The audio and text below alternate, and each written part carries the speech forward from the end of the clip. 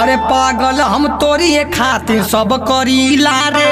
महतो के छोड़ के केहू पे ना मरीला रे। केहू से बात के हम के ना जरा तू